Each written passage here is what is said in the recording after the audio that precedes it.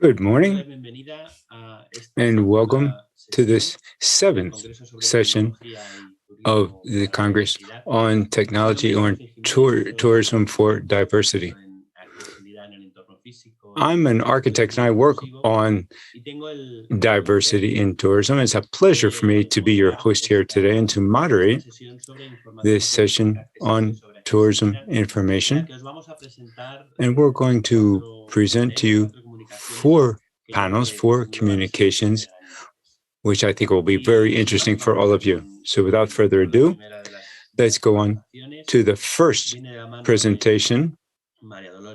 María Dolores Muñoz will speak. She's a professor in the psychology department in social work in the University of Jaén. She did a PhD degree on tourism and accessibility. She's also a teacher in a master's degree on global cities and also on dependence and equality. And she's going to talk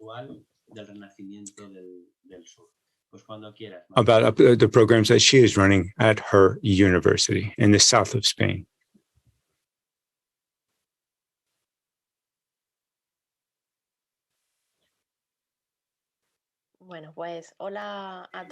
Good morning to everyone. Thank you to the organization for this new Congress and giving us the opportunity to once again present the virtual route of the birth of the south of Spain. I'm going to introduce myself again because this project began way back in 2015, 2016, and it came out in Fitur in 2017. Specifically, there were 3 inclusive routes that were done in the province of Jaén.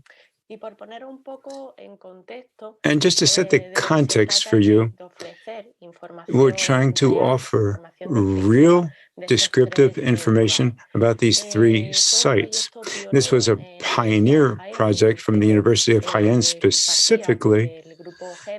It came from the research group on social inclusion together with the local government in Jaén, and other entities started to participate like the ONCE Foundation and others.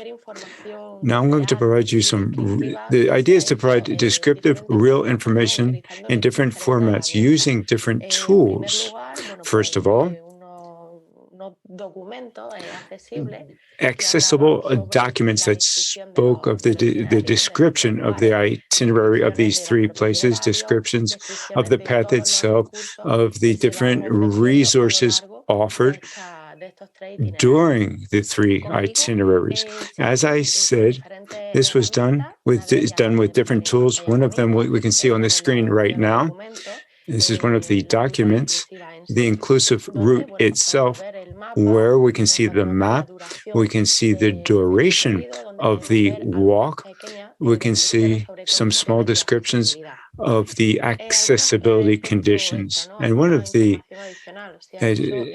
some additional information is that it's easy to read the description of Jaén, the province, and the beginning of the route.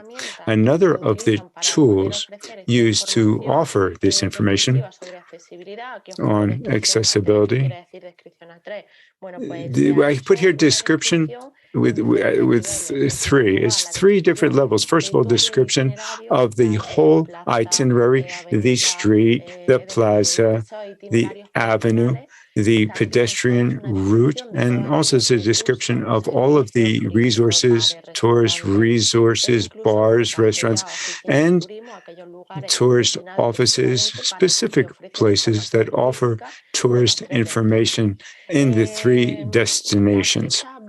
Now, the basic description used to offer general information of the resources is specific information on physical accessibility, and this was done through a web tool.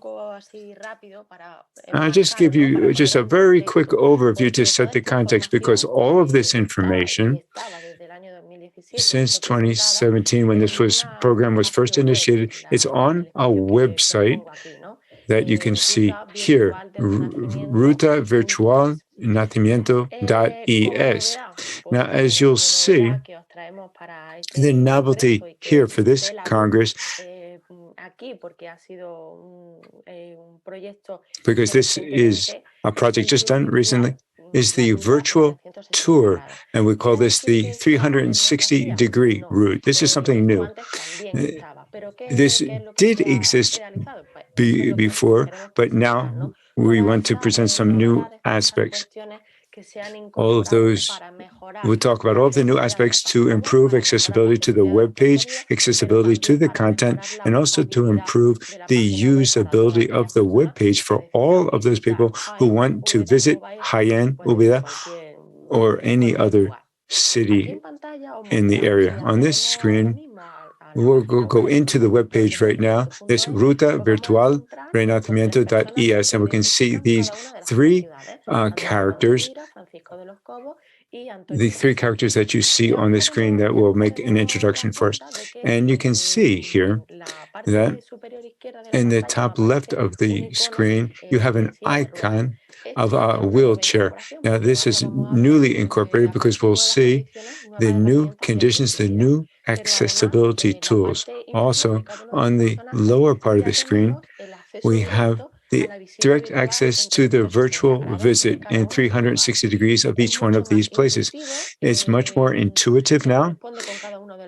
It corresponds with different colors and facilitates access to the 3 routes. Now, all of this has been done because the whole process of the project, the development of the route, the development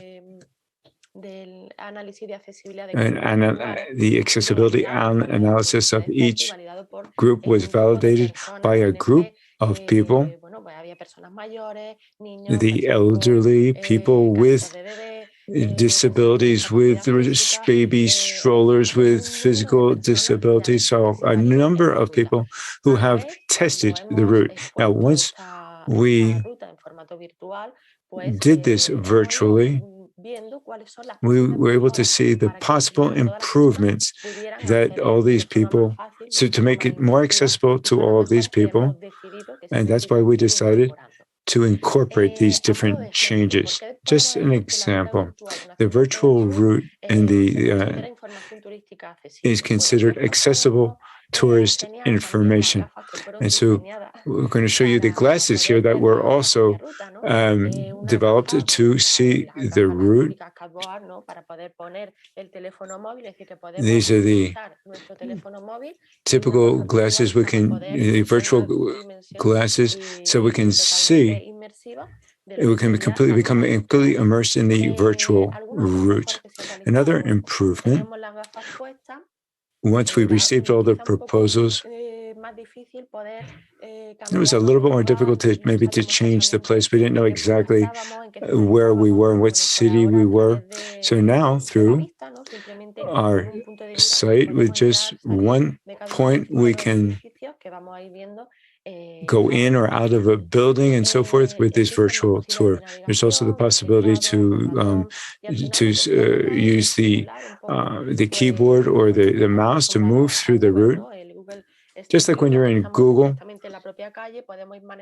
you can, with the mouse, you can change direction. You can walk down the street, and with the mobile telephone, we can use it as a computer. Really, we have those 2 versions. that have been modified and improved for this mobile version as well. Also, we always can see, it doesn't matter if we can do it with a mobile phone or a portable, a laptop, we can change the place. We can to Jaén, Úbeda, or any other place that's included. If we do this with the virtual glasses, we can just do it with our with where we're looking, or we can use the mouse or the keyboard to change places. Now, in this most recent version of the web page, what improvements have been introduced in the virtual route, 360 degrees? Well, in general terms, we show them here. We have icons like to listen to all of the text on the web page. The web page, there's a lot of information on the birthplace of these characters, the cities, the history of the cities, and we've also incorporated initiation buttons to start over, for example, or get any other information from the web page. Accessibility button, just an example here, to increase the text size and so forth. We can click on that, and this is all meant to aid users.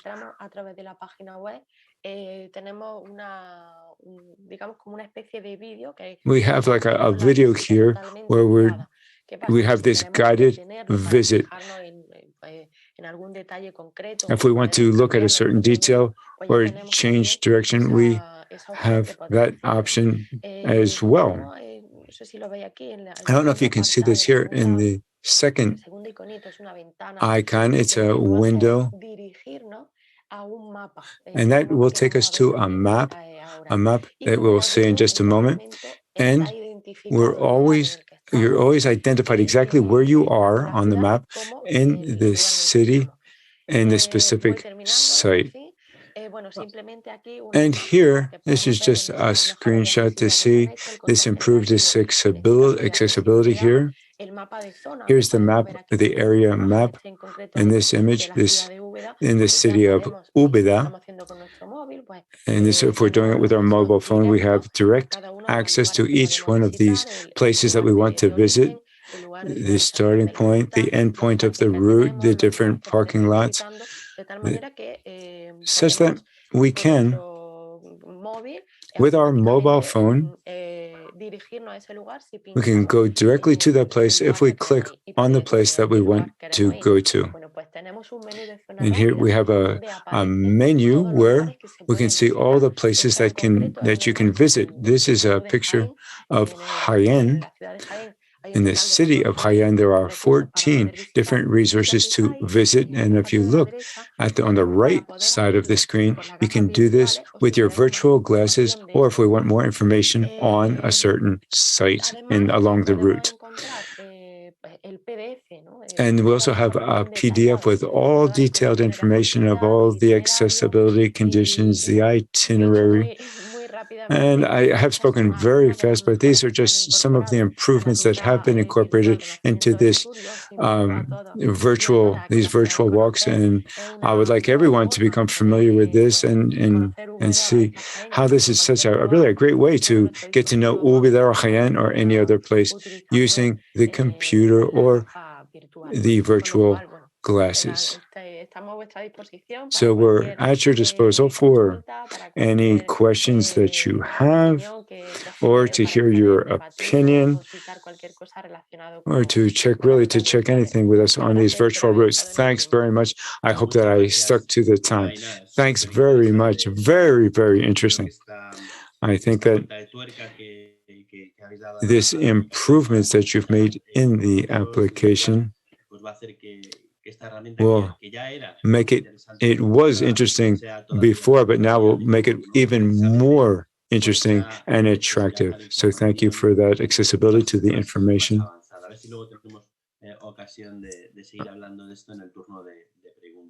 Maybe we'll continue to talk about this in the Q&A session. Let's continue now with the presentations. The next presentation is Isabel Godoy and Diego Espada, who will make a joint presentation. Diego is a photographer and works in multimedia, images, video, and so forth, in the press and the scenic arts, and also industrial photography. And he works in the local government of Girona and the Costa Brava in the north of Spain. And also he's the director of a photography, postgraduate photography course at the University of Girona. Isabel Godoy has been working in tourism for many years. She started off as a receptionist and now has been working many years as a technician in marketing, and now in the Costa Brava area, and she has been working for inclusive tourism for the elderly.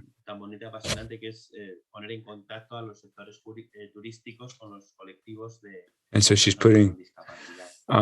making these tourist attractions available to people with disabilities. And they're going to talk about an ebook, a promotional ebook for accessible tourism for the elderly in Girona. So you have the floor, Diego and Isabel.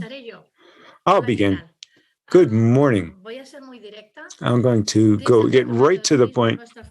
In the tourism department, we want to connect our touristic offer with the demand, potential demand with our clients and all types of clients. Now, how do we pass on this information to our potential public? Well, we do it in many different ways, by inviting tour operators to come and become familiar with what we have to offer, and to get to know the service providers in our area. We have two brands, Costa Brava and the Pyrenees, the Girona Pyrenees.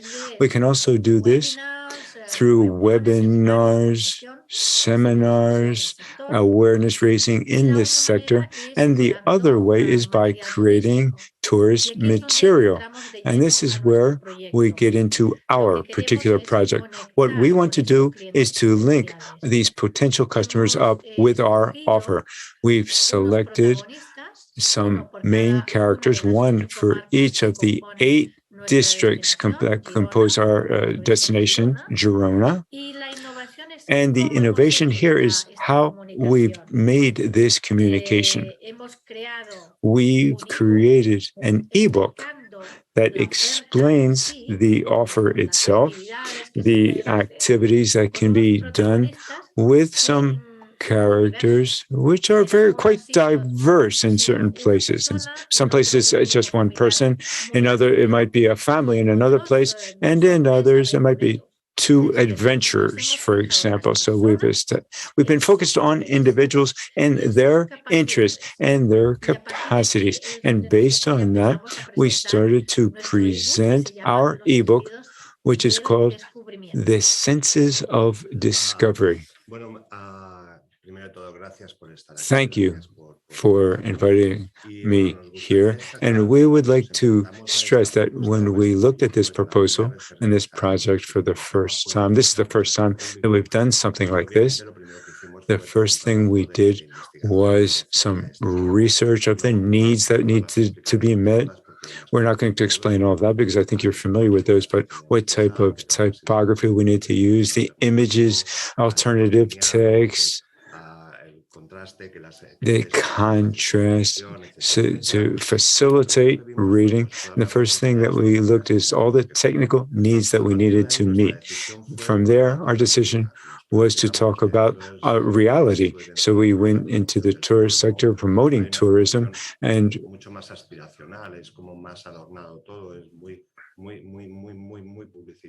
this is a lot of advertising about, so we did some work that we wanted to do, work that was more real. That's why we took real people. And the first surprise And this really changed everything for us. So the first surprise was we selected a person who we thought was fantastic, a representative, and we talked about this, that we said we wanted them to be one of the main characters to accompany us in the whole chapter that we were putting together. And they said that they would like to, but they weren't the type of people who would read tourist publication. They were elderly, they had certain attributes, and if we wanted to, we could, but he thought we were making a mistake. And this really made us think about what is the archetype that we wanted to present, a person with a disability.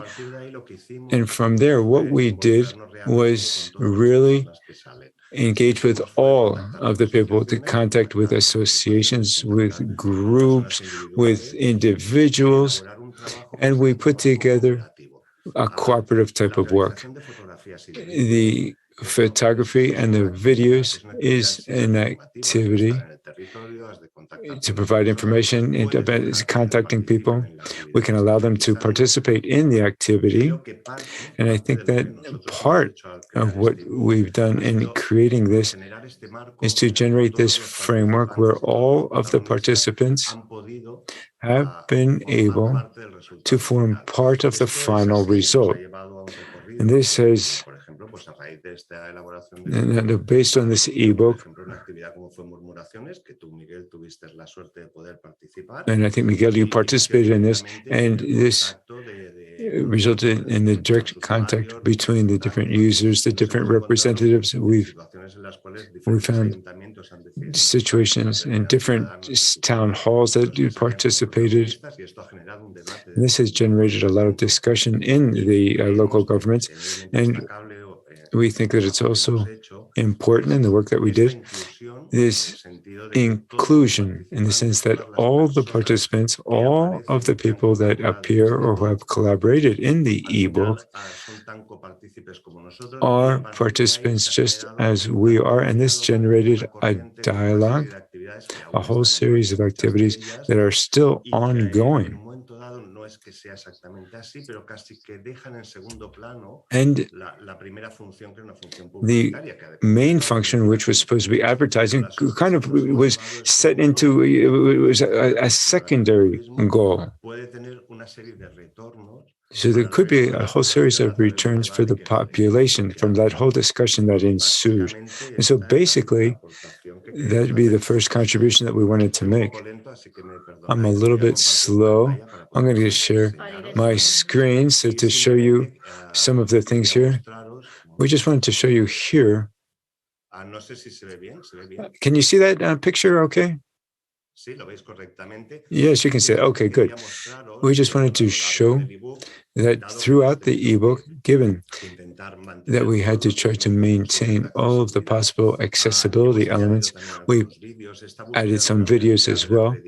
We wanted to make this credible with photography. Sometimes it's much easier to see that this is a real situation. None of the characters have posed where they were really living these experiences when they were photographed.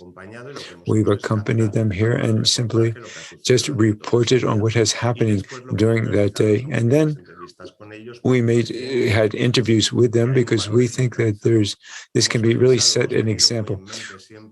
We've always kept in mind that those people with disabilities and that might be afraid of going out into the world and that need these types of examples, they need to know what they can do, and that there are a series of resources to make all of this accessible.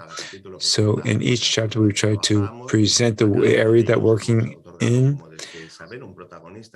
We have these main characters, different kinds of main characters, a family with a 4-month-old baby, for example, to a group of friends that decide to go out, or an elderly person walking alone. And for each one of these, we presented the space, the territory, we presented who they are, and we put a lot of stress on this individual treatment, on the personal life experience of these people. And we wanted them to appear through, and how we make these different activities accessible. And we've also tried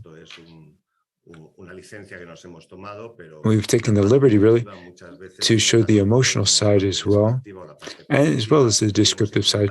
And throughout all of the ebook, we tried to show how we wanted to get people excited.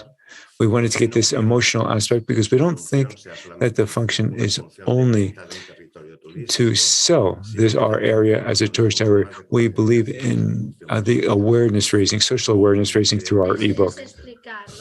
Yeah, the resources are seen from the point of view of the users of the services, their motivation, their experiences explained while they are engaging in the activity. So we're doing the activity and we stop and then we interview them.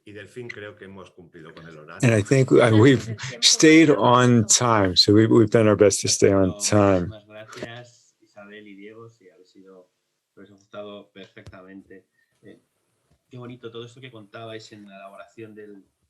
It's beautiful, everything you told about the ebook, how you got all of these users involved for them to collaborate on the final result.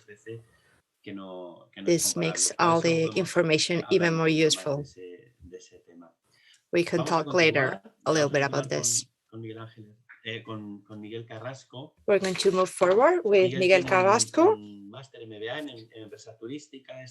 Miguel works on tourism. He has a master's. He has worked in travel companies and event management. He has over 10 years experience in the tourist sector. Also at the international level with the hotel industry. And right now he works on inclusive tourism. He's going to talk about the planning of accessible tourism post-COVID. Miguel, you have the floor. Thank you, Delfín, and thank you to the organizers for taking us into account.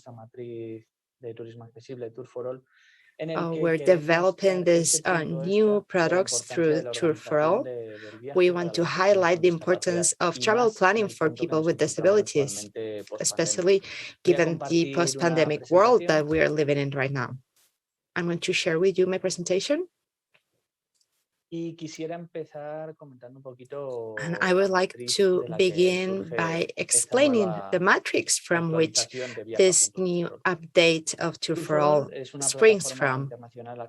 This is an accessible international platform that complies with international accessibility standards. We provide accessible tourism information, and right now we're in an international developing stage of our product. You can see on your screen the countries that we work with. So right now we're working beyond Spain with other tourist destinations that want to share their information with us. These tourism resources are uploaded through a methodology designed in agreement with other international organizations regarding people with disabilities, so that no one with special accessibility needs is left behind. We try to seek for universal accessibility, and we do so in a different way compared to other platforms.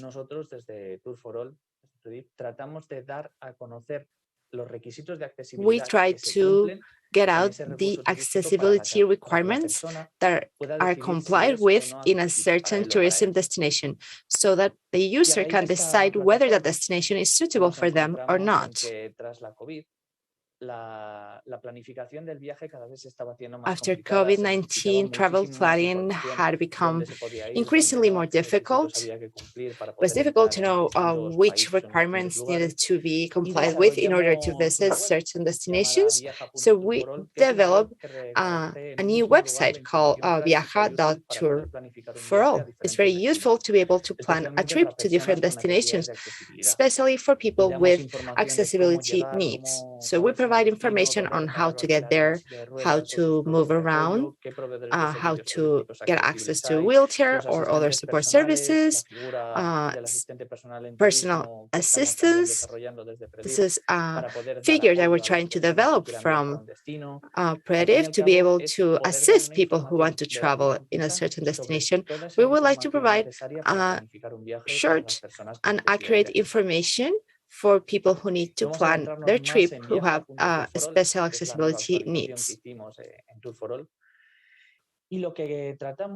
In our latest update, what we try to do is to fulfill the needs of the users who have special accessibility needs and try to meet their rights. They need to have access to the same rights as the other travelers do. And we want to make things simple for them. We want to provide all of the information needed in order to plan the trip. Here is the landing page. There's a small icon that says plan your trip. It's possible to read several handbooks, to get in touch with us for specific information. But above all, what we're trying to find is to provide specific information. Our webpage has different sections, and its main goal is to offer information and recommendations to facilitate trip planning for people with special accessibility needs. Whether this is being done on an individual basis or through an organization.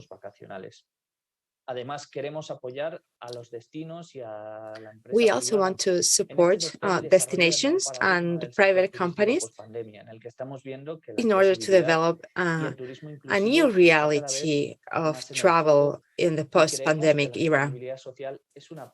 We think social sustainability is an added value to a destination and to quality tourism companies. We also offer the opportunity to read different articles, publications. Some are done by ONCE or Thermi. We offer different publications. We have the handbook of the World Tourism Organization. We want to provide all of the information that people with special accessibility needs may require to plan their trip safely and with confidence so that they can travel with equal opportunities, so that any instance they may encounter may be as little as possible. I would like to finish with several tips regarding inclusive tourism and why it's important for us. This is relevant for destinations and tourist industries. People with special accessibility needs amount to 30% of tourism. It's not only people with disabilities, but this is senior tourists, people who might have been injured before their travel, so they don't need to cancel their travel. They can still access their destination. This offers many advantages to the tourism sector. It's possible to create greater loyalty among visitors. The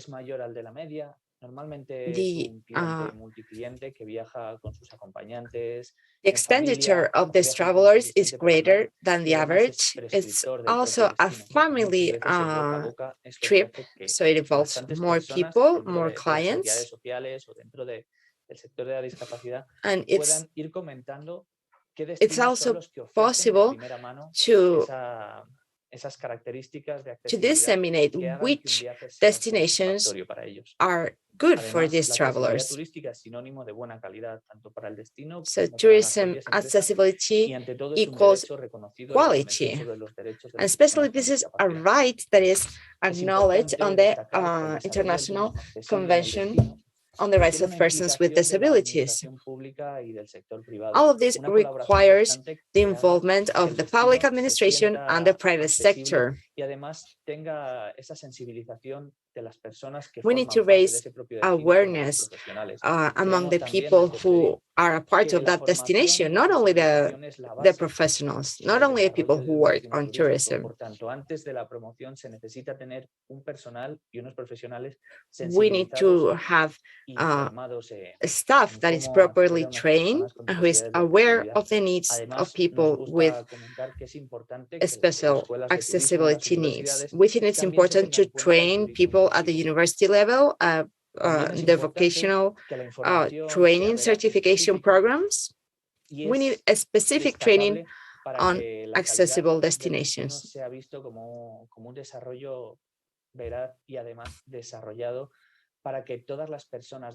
Information needs to be accurate and true so that the people who are at the destination feel proud about where they're at. It's not just doing one action and forgetting about improving accessibility. These need to be things that keep improving over time. I would like to thank everyone for listening to me. I hope I stayed on time. I think I did. Thank you. Thank you, Miguel. This was very interesting.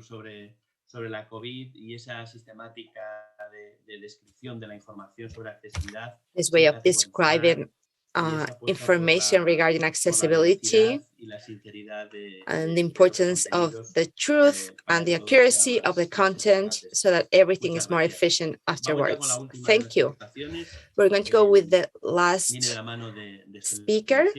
Her name is Maciel. She's a professor on the program of Media and Technology at the Sao Paulo University in Brazil.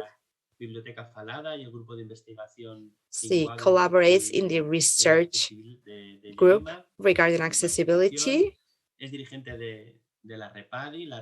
She leads the Brazil network on inclusion and diversity, and she is also a PhD in communication and leads research on accessible information and assistive technology based on sound measures. She's going to talk to us about living and knowing the city through an app that is accessible for people with visual impairment. You have the floor, Sully. It's a pleasure. Thank you. I'm going to present our current project here at our university.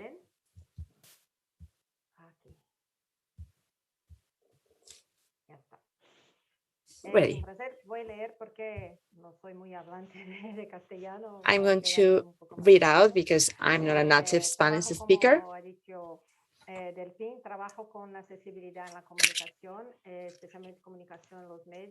As Delfín said, I work with accessibility, with tourism, journalism, and I coordinate projects under this topic in Brazil.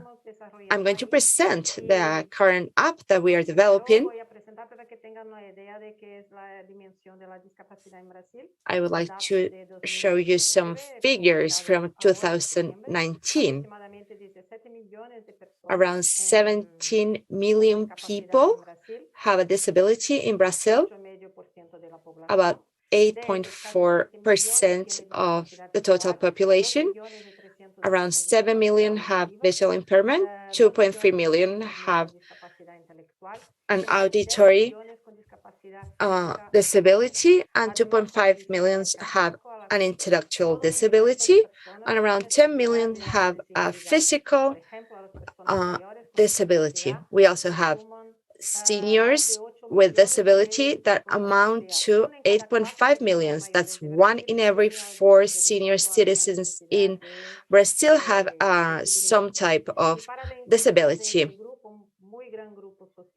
This is a huge group of people, so accessibility has a huge task to improve their quality life. We need to develop technology, resources, support for them. Why is this important? Because health conditions, aging, and unprevented factors might happen to everyone. So the need to eliminate barriers is key for everyone to grant equal rights for all, so that people with disabilities can live with autonomy and independence. Here's where we develop our project. It's called Biblioteca Falada. It's for people with visual disabilities, preferably. And I've been coordinating this project since 2019. It's specialized in accessibility solutions. We work with audio description services according to the universal design for learning. We have different formats. We have the adaptation of literary text, educational, artistic, etc. Up until now, the project has done over 500 works that have been adapted. We're based on 4 axes: data collection, script elaboration, narrating, design, sound editing, file audio, and audio description. We're currently developing an app that works as an accessible guide for our city. It collects information about buildings, streets, squares, parks, and other public or private spaces in our city that are accessible to everyone. It has accessible audio files that are incorporated in a geolocalization system integrated into Google Maps.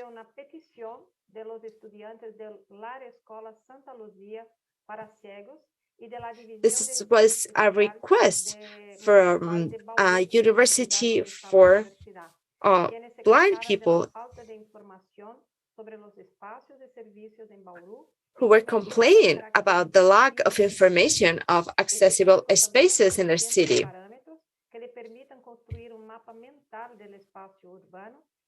Through these parameters, they can develop a mental plan of urban spaces that are available to them. The application is based on the choice of interest points, whether these are cultural, recreational, etc. We have audio files. One has information such as the address, history, curiosities, and the other audio files provides a detailed description of the place. Design, architectural lines, special characteristics, anything that is relevant to be able to define every place. The files that are connected to the map allows for the user to situate themselves within the city, of course. They can access the files through the map and the other way around. They can access the map from the interest point. And they can find it in alphabetical order or organized according to different categories: culture, leisure, etc.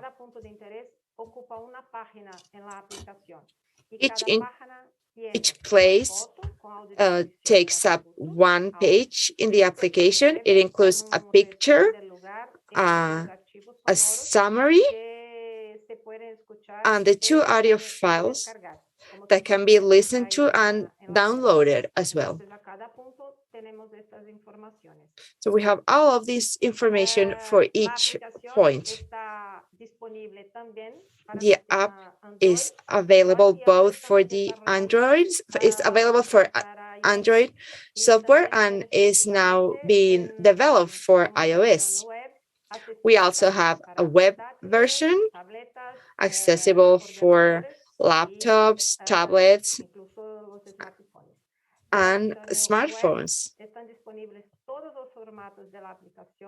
All of the application formats are available, and we also have the audio transcriptions. And we are developing easy read files. We're trying to provide a tool that allows access to information regarding historical, geographical, social, and sports points.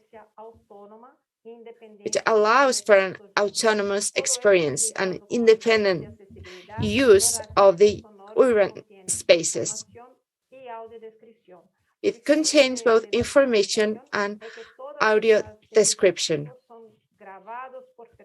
All of these files are being recorded with people. We have over 40 students that work with us. We do the whole process, writing the scripts, sound editing, and these audio files also have background music, and it provides a different listening experience.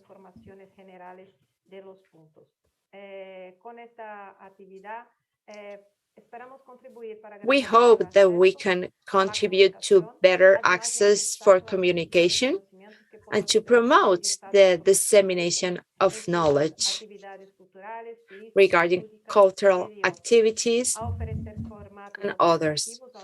We would like to offer alternative formats beyond the audio sound, also transcription, easy read files. We would like to provide different accessibility options to our users so that no one is left behind, even though our preferred public are those with visual impairment. We have over 70 interest points, and we hope to reach 100. We already have 180 audio files.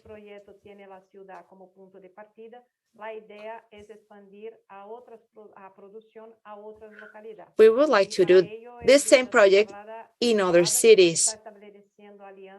So we are establishing alliances with other projects so that we can join our strengths and widen our reach. Thank you, everyone.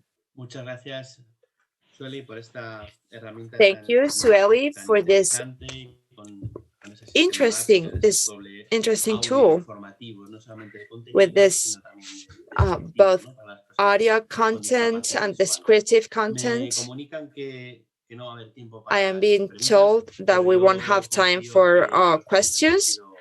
I hope our speakers were very clear regarding their projects, and I hope there are not many doubts left. I would like to thank everyone, especially the speakers, for sharing their experiences with us, and everyone who is listening to us. Thank you very much.